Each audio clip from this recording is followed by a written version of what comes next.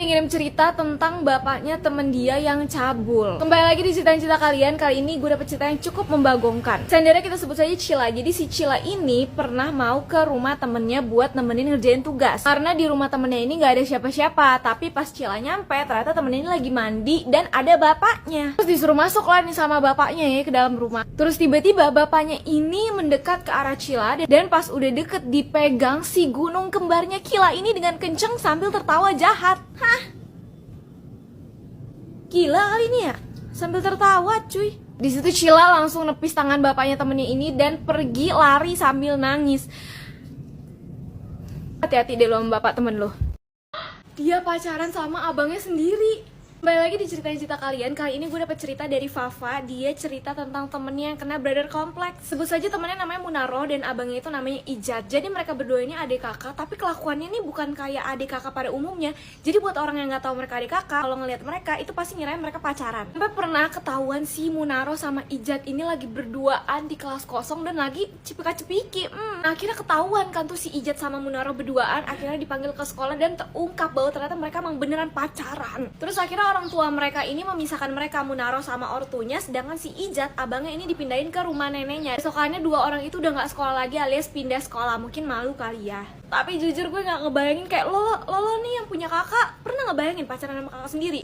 Kembali lagi di cerita kalian, edisi punya pacar toxic. Siapa di sini yang pernah ngerasain juga hubungan toksik? Kita sebut saja saudara ini namanya Aca Nehi. Jadi si Aca punya mantan namanya Gali dan mereka ini pacaran 2 tahun lebih. Mereka sempat putus karena restu. Ini restu bukan restu orang ya, tapi restu orang tua.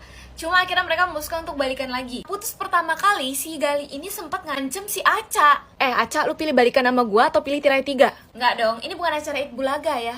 Kok Eid Bulaga? Super deal. Selain itu, Gali ini juga pernah nampar Aca. Walaupun malamnya abis itu dia minta maaf karena katanya hilaf. Dan si Aca ya maafin.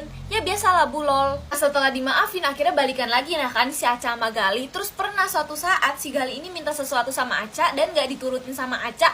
Terus dia tiba-tiba nyekek si Aca. Sejak itu si Gali ini mulai berani untuk berbuat kasar yang lebih lagi ke Aca. Sampai akhirnya si Aca memutuskan untuk melambaikan tangan ke kamera alias gak kuat. Dia putus, benar-benar putus sama Gali. Setelah dia putus dari Gali, terus beberapa saat kemudian si Aca ini pacaran sama teman sekelasnya namanya Gafran. Si Gali gak terima, dia datang ke sekolahnya langsung mau ngajak ribut si Gafran. Gali ini ngomong ke Gafran kalau si Aca ini masih jadi ceweknya. Terus si Gafran iya aja lagi nih.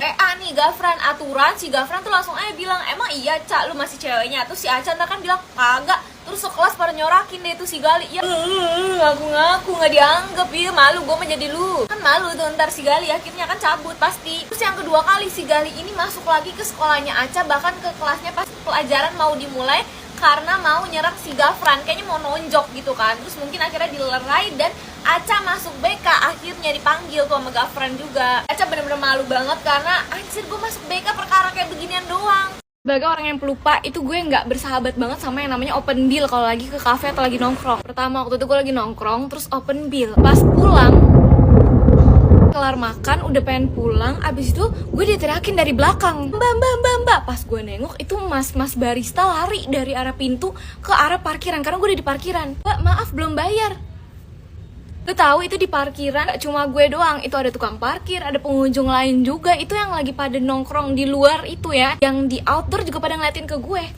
Malu banget, astagfirullahaladzim, dikira kabur. Saya bukan yang gak mau bayar, tapi lupa. Terus baru kejadian lagi kemarin pas gue lagi nongkrong, itu open bill lagi tuh. Pas banget gue mau keluar dari kafenya, itu belum nyampe pintu keluar, gue tuh lagi nengok ke belakang ngeliatin temen gue yang di belakang gue. Pas nengok, gue tuh malah salfok, Kak. Ini kan temen gue di sini. Nah, di sini ada beberapa pegawai di tempat kasirnya. 3 orang lagi ngeliat ke arah gue dan lagi ngomong. Dia ngomong kayak gini, itu yang itu belum bayar, Cok.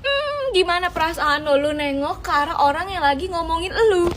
Gue pas ngeliat mas-masnya ngomong kayak gitu, gue langsung kayak belum bayar ya mas, maaf mas, lupa.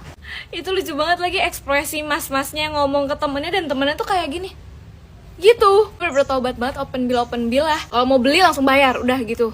Udah lama gue tidak bercerita ya, mari kita story of my life. Sekarang gue mau cerita kemarin gue ketemu sama orang yang kenal gue lagi, tapi ini heboh banget. Jadi waktu itu gue lagi di Ion, Ion lagi nih kejadiannya. Itu baru kelar sholat, jadi dari bawah mau ke lantai atas, mau ke food courtnya. Pas gue naik eskalator, gue nyampe di food court. Abis itu gue tuh gak tahu kenapa gue pengen nengok ke belakang. Pas banget ada 2 orang cowok, anak sekolah, itu di belakang gue posisinya. Dan 1 orang anak sekolah ini eye contact sama gue, jadi dia ngeliatin gue juga. Nih kita tetap-tetapan. Si cowok ini langsung ngomong, Kak Jasmine ya? Ya udah seperti biasa gue yang kayak, iya halo, hai, gue kayak gitu kan. Dia berdua sama temennya, dia langsung gini ke temen, sumpah Kak Jasmine ya? Kak Jasmine, mimpi ya gue Kak Jasmine. Langsung begitu. Posisinya gue cuma kayak gini.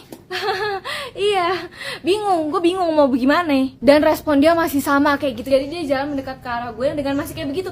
Sumpah Kak Jasmine ya? Sumpah Kak Jasmine ya? Gue mimpi gak sih? Sambil ngomong ke temennya. Ini orang kagetnya kayak ketemu orang yang udah meninggal terus ada di depan dia gitu kan. Amit-amit, gue belum meninggal. Dan yang paling gongnya lagi menurut gue adalah ketika temennya 2 orang. Jadi ternyata mereka berempat. 2 orang nih baru naik lagi dari eskalator, cewek cowok nih. Pas dia naik dia juga bingung kali ya, temennya kenapa nih, heboh banget kan. Karena itu di food court tengah-tengah nih orang teriak gitu, jadi gimana nggak menjadi pusat perhatian. Si orang ini yang kenal gue, dia langsung ngomong kayak gini ke temen yang baru datangnya ini. Kalian kenal nggak dia?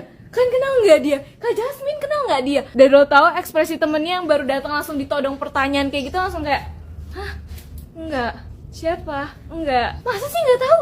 Ini Kak Jasmine yang suka cita-cita di TikTok. Bukan masalah apa-apa ini, maksud gue kayak, kenapa harus memvalidasi gue di depan orang gitu? Kan jadi ketahuan kalau ternyata gue gak seterkenal itu. Jadi kayak gue yang awkward sendiri, anjir.